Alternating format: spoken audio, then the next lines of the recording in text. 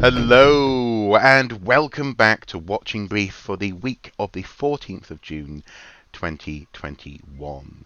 I am joined by my well-hydrated co-host, Mr. Andy Brockman. Good afternoon, Andy. Good afternoon, Marc. To explain that, I actually took a sip from my glass of water just as Marc started recording, so that's why I'm well hydrated. Actually, we need it. I don't know if you remember last time. Was it watching brief before last that you were in glorious sunshine and it was raining rather hard down here, and in hmm fact now we're in the high 20s and expecting thunderstorms later on this evening. So, Oh, okay. Apparently we're on a yellow alert for thunderstorms, but it is oh right, okay. nonetheless Well, gorgeous let, well, outside. let, well, let, well let's hope the weather gods hold off while we're recording. Absolutely. While we are recording our ongoing watching brief, our mission to bring you guys at home the weekly archaeological news of the day and to present it here for you to discuss and augment below. Today we're going to start, as we have been uh, for the past couple of weeks, really, with a story that expands further on what's been happening at Sheffield University. And before we get into this, I just want to just quickly say, I think we're we are amazed at the timing, as so much as we just happened to restart this format at the same time that this story landed in the public realm, and therefore we're not, as it were, being unduly vulturey or pursuing things simply to talk about them every week. Rather, every week, so at the moment, it seems something new comes up about this story. So I'm trying to just sort of underscore the notion that we're trying to be tasteful about this, but also it's important that some of this information is known, because actually it seriously brings into question, at the very least, some form of question, the conduct of management and senior staff at the university. And I suppose with that in mind, I should say that this is from Andy's article once again. Andy's doing great guns on this in terms of his journalistic work. The Pipeline article with the headline, Sheffield University Administrator Instructed, in quotes, instructed not to share critical report with the Archaeology Department. So how does this play out, and what does this mean for our understanding of what's happening at Sheffield? I suppose we can put it into some sort of context in a moment, but initially, what's happened in this instance? Right, what's happened really? I think it just shows how this story is developing and Mm. has been developing over the last few weeks since the executive board of the university voted to end the archaeology department at Sheffield in its current form and end most of the teaching of archaeology at Sheffield in its current form, hmm with a consequent loss of jobs. Um, this story relates to a request from the department, from in fact from the head of the department, hmm who is Professor Caroline Jackson, um, to see the report of the review group, which was the basis for the decision. Mm. The request was made 2 days after the executive board met to vote on the proposals that the review group came back with. hmm And I think, quite understandably, the department was trying to understand what had happened, what evidence had been used, Mm. and to try and formulate its way forward. Really, knowing that there were crucial meetings of university decision-making bodies like the Senate and like the University Council coming up. Mm. And that they would Um, they would presumably be seeing this report in order to understand the reasoning for the decision, and also as well, just confirm with me, have we been able to confirm yet whether or not all of those public letters of support and statements of support were actually put in front of the review board yet or not? Because previously, I think we got a letter saying, or an email back more or less saying, yes, we've received those, thank you, but not actually confirming who's seen them. Have we had any confirmation on that? we haven't, and I'll come back to that Right. aspect of it in a moment. Okay. But basically, so Professor Jackson emailed the secretary.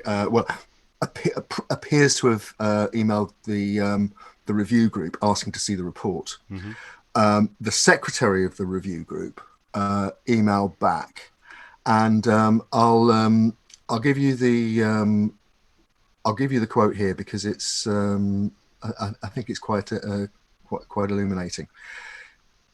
The quote is, quote, "I have been instructed not to share the report as it contains sensitive material about individuals and the university that cannot be shared more widely." Now, it is also understood that the report will be made available to the members of Senate, which is the next meeting in the decision-making chain, but that parts of the report will be redacted. So that basically you've got a report into a significant university department, which has led to a decision to close that department in its current form with a consequent loss of jobs. And that's a decision made at faculty level, isn't it? That at university level. At university level, okay, right. At university level, this is a decision that's made at the very top of the university. But once that decision has been made, another decision appears to have been made that material that explains that decision will not be made available to the people it most affects, which is the staff and students of the Archaeology department, and will not be made available in its complete form to the decision-making, at least one of the decision-making bodies, which is Senate. You can see that this is starting to look like the management is trying to, at the very least, control the narrative. It doesn't want an alternative narrative to emerge as the other university bodies meet to discuss this particular decision.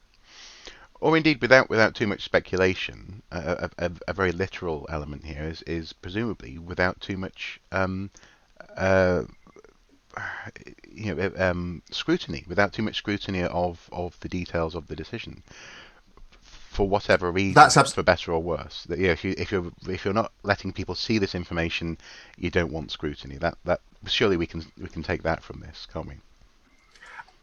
I think we can, and certainly the University and College Union is taking that from it. And in fact, very kindly, they cited our article and video of last week, where we explore these issues initially, with where we were able to break the news that the university had also disposed of certain aspects of the notes and records of the review.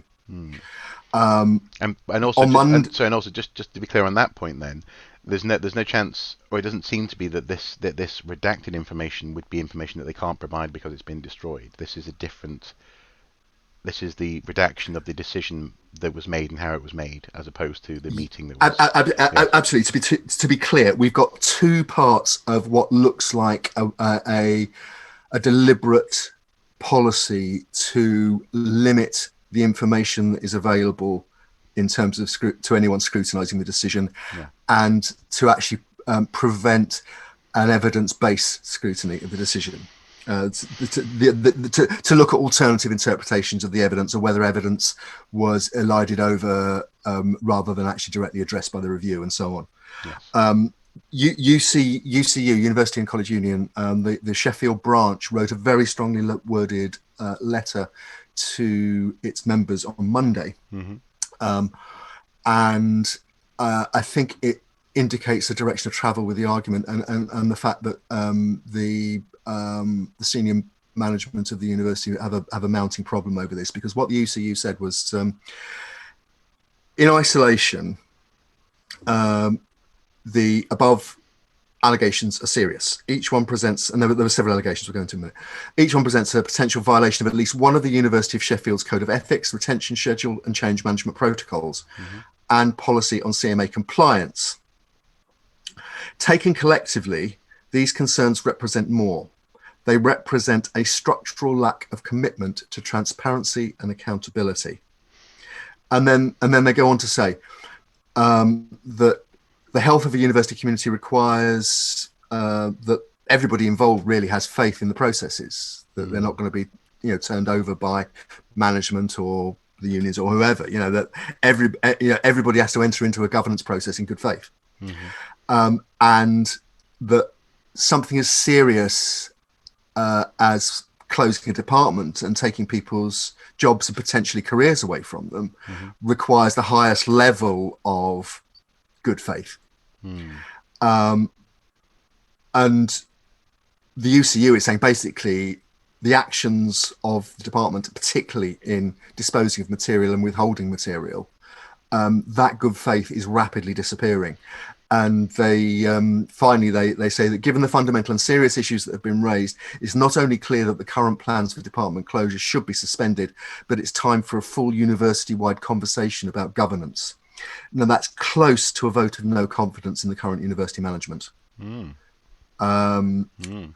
so we shall see how that transpires. Now I should say that once again, I approached the media team at University of Sheffield University and asked them to comment on the letter, to comment on the suggestion that the university had a structural lack of commitment to transparency and accountability, and they chose not to reply directly to the questions.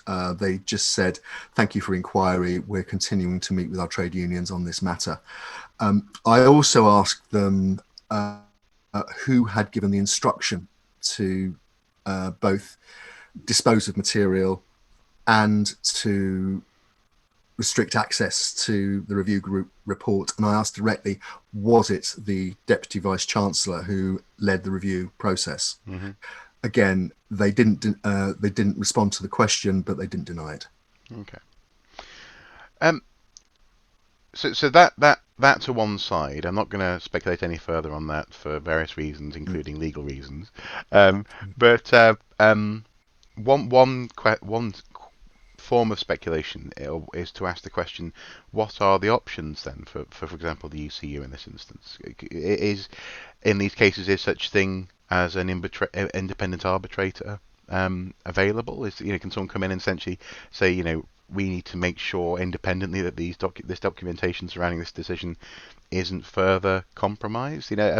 What can and does happen, or is that too broad a question to really answer? Well, I mean, every university is governed by binding governance documents and supposedly binding policies and so on. Hmm. The questions here are some of them are as basic as, was the university's policy on retention of documents followed? Hmm. It is highly likely that it wasn't. Hmm. The question then becomes, why wasn't it followed? And for what was the motive? Did somebody make a mistake, or did somebody embark on a course of action for another reason? And are those issues covered by disciplinary codes and ethics codes within the university?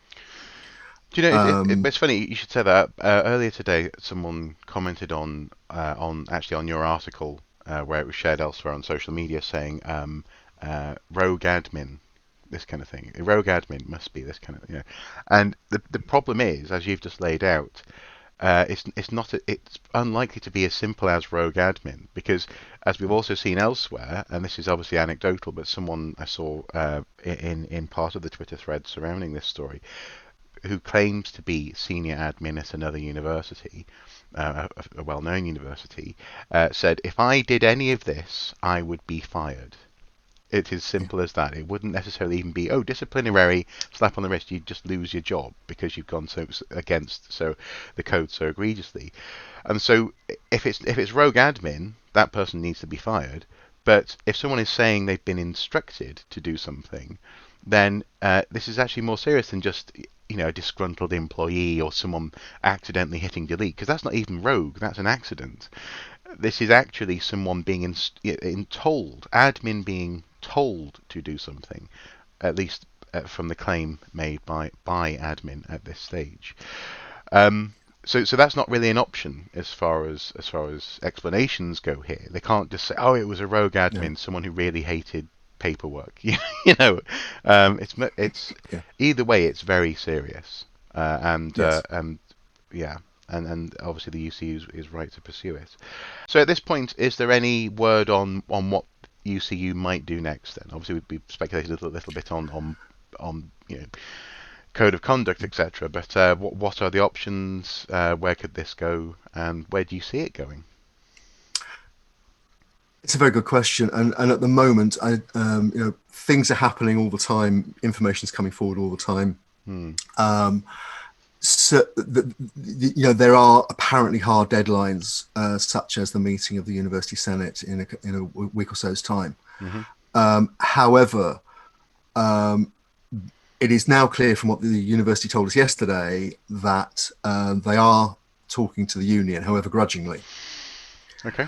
and the union has some quite big guns, as we've just discussed, in terms of accusations that are being made at senior management. Mm-hmm. Mm-hmm. It then becomes an issue. I mean, put it this way: somebody described to me how the stakes are really high, because if this process is blown out of the water, Mm-hmm. so is the credibility of the senior management of the university and the executive board, which voted on the options. Mm. So, Because presumably that board didn't vote on these options with due scrutiny of what was being put before them. as the man said in the TV program, you might say that I couldn't possibly comment. Um, but yeah, and if they can't come up with an internal solution to Hypothetically. this, and hypothetically, if Hypothetically. they, if the parties involved can't come up with an internal solution on this, for example, pausing the process pending an investigation, and there's no sign the university wants to do that at the moment, but Mm. in the end, they might feel that politically they have to. Mm.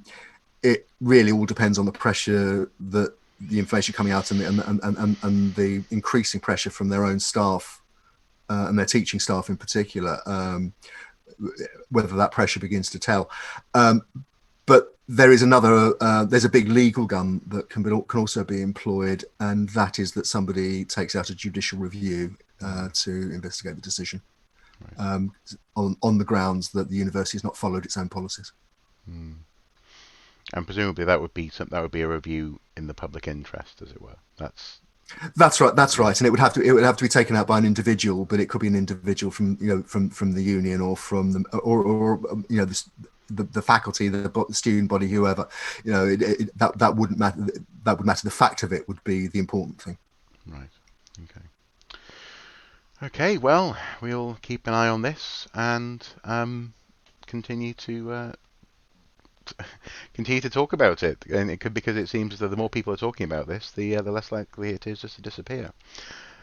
I don't. I Well, don't think there's any chance of it disappearing soon. This is becoming what began as an internal issue in Sheffield University has now become almost a totemic issue within the certainly within academic archaeology and actually talking to people in the broader archaeological community in the UK and abroad. okay. Our second story of the week, and by second I mean chronologically second, as opposed to second in terms of importance, revolves around the news that a couple of days ago, overnight, I believe, on the 11th of June, unfortunately, there was a fire at the Scottish Crannog Centre. Uh, with the Museum Association.org website, for example, here having a line, community rallies round after devastating fire at the Scottish Crannog Centre. Scottish Crannog Centre says there has been an unbelievable outpouring of support from the local community and heritage sector colleagues since its iconic reconstruction of an Iron Age lake settlement dwelling. Sorry, I inserted the word dwelling there. Lake settlement was destroyed by fire over the weekend. The wooden roundhouse, which stood on stilts in Loch Tay, Perthshire, burned down on the night of Friday the 11th of June. Inquiries are underway to establish the cause of the blaze. Uh, it, it, it's a real shame. The Scottish Crannog Centre does such good work in terms of exploring Iron Age culture, and I mean in the past I've even lightly grilled them in an interview about their use of Celticism, as it were. But I'm some not sure you should have used the words lightly grilled under the circumstances, but oh no, anyway. yes, of course. No, that's so that no. I'm sorry about that. But I have ever so slightly taken them to task in a friendly way on the relationship between their portrayal of the Iron Age and, for example, modern Scottish identities and this kind of thing. But that to one side, that sort of slightly high concept to one side, they do wonderful work, and this is quite a loss. Just before we come back to what the police and others have had to say about this, and also some resulting action that's come out of it. I suppose one thing to say though is that, ironically enough, this is precisely the reason that we know what Crannogs were like, is it not? And this is what's, if people will permit me, this is what's genuinely interesting about this story from an archaeological standpoint. Is actually the archaeology is there precisely because these houses did burn down in the past, and the same goes for a great many other periods as well. Actually, often roofs collapse, items are sealed in situ, and in this case, the archaeological evidence is on the but also the loch bottom of various sites. Uh, what do you think of that? Do you think that they'll embrace that sort of curious beauty almost of the fact that actually this is precisely what happened in the past or happened in the past?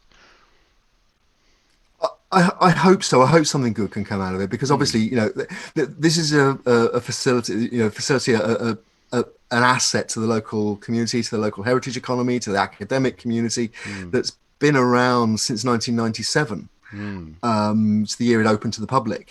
Hmm. And as you say, it's done great work in terms of explaining that particular aspect of Scotland's past and opening up questions, however you want to answer them. Hmm. So the fact that the physical artifact is no longer there in the form that it was on the side of Loch Tay is very sad. At the same time, um, experimental archaeologists have been constructing and burning down roundhouses for 30, 40 years now to Hmm. and Oh, other is that structures. where we should start? Is it the experimental archaeologists? I am not suggesting to the Scottish Police Service that that's where their inquiry should start. Absolutely not. And I think it's No. really important to say that, as far as we understand it at the moment, the Scottish Police have said that there aren't any suspicious No. circumstances about this. It does appear to have been a genuine accident, Yeah. They and said let's that. hope it stays that way. Yes. Well, Sorry, go on. they reported that three fire appliances were mobilised shortly before midnight on Friday.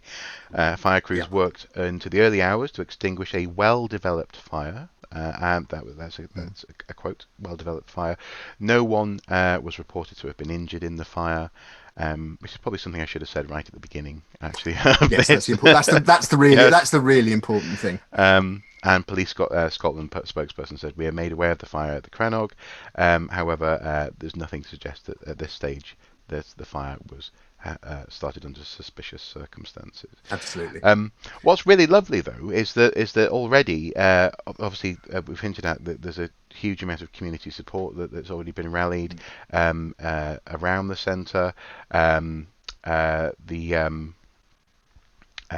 Mike Benson, the centre's director, told Museum's Journal that the museum had been absolutely inundated with support since the fire.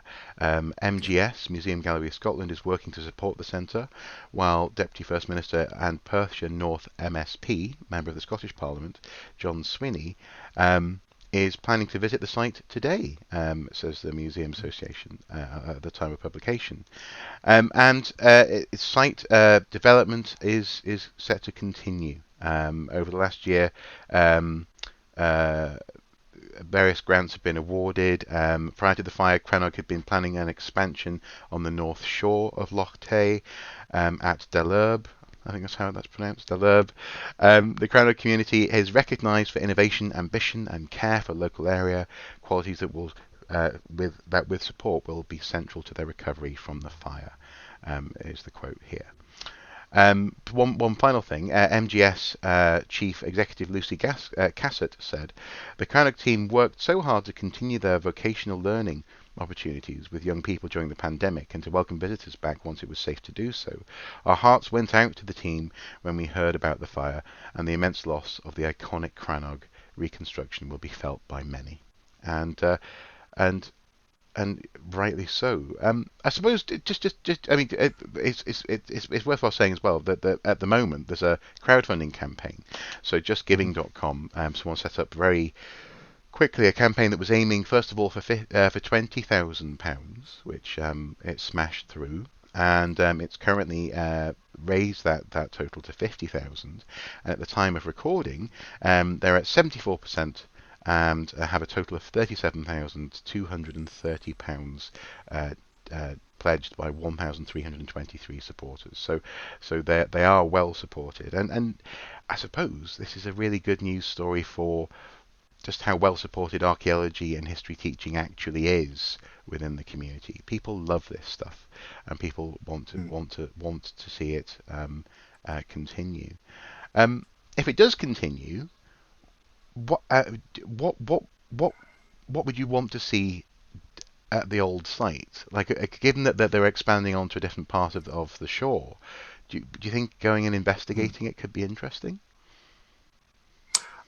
Well, that's a very good question. And we've seen these discussions before. The Glasgow School of Art fire was one case in point in Scotland relatively recently. Uppark House in Sussex, which burnt down and then was recreated as a facsimile by the National Trust, is another.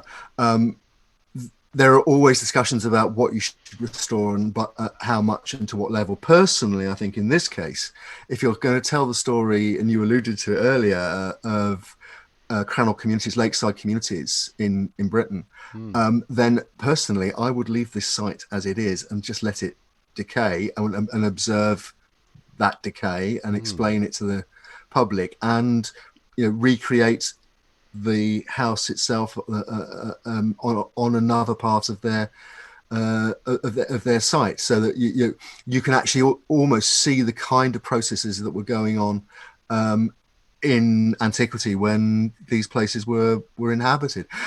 When I first read about this, I immediately thought of Musk Farm, the famous Bronze Age site. That was a lake site like this, much larger. It was a number of houses in a Musk larger. Sorry. Yes. But that ended its life very suddenly in a major fire, accidental, deliberate. Nobody really knows at the moment. But as you said, the very fact of that destruction gave it a new life 3,000 years later when archaeologists came to investigate it. And hopefully, this won't have to wait 3,000 years to become part of the narrative of the Crannog Centre. It's there now. And as you say, it at a time when archaeology is so beleaguered on so many fronts, it is heartwarming to see a response like this, saying basically, this is important to us. We want it to come back soon. Yeah, absolutely. Well, there we go. That was a nice, just under half-hour episode of the Watching Brief. We're back on track with our timings, and hopefully you guys at home have enjoyed it. Please do comment below if you have any thoughts or questions or ideas in terms of what we're doing and what we might be doing next, and also how these stories are going, particularly with Sheffield. Our link of the week is going to be to that Just Giving campaign, so do click through to there if you're interested in supporting the Crannog Centre. And I guess all that remains to say is thank you for your time, Andy, and everyone at home, do take care. Until next time, bye bye. Bye, everyone.